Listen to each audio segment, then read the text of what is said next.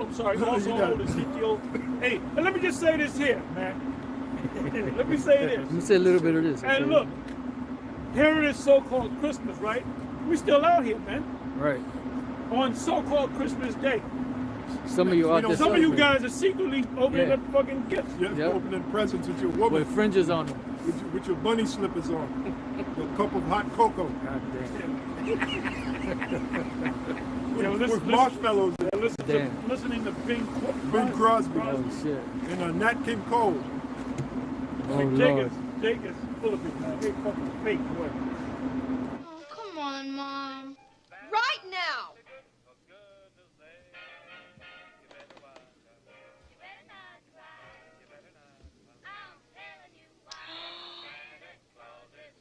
Immediately, my feet began to sweat as those two fluffy little bunnies with the blue button eyes stared sappily up at me. Come down here so I can see you better. I just hoped that Flick would never spot him, as the word of this humiliation could easily make life at Warren G. Harding's school a veritable hell. Oh, isn't that cute? That is the most precious thing I've ever seen in my life.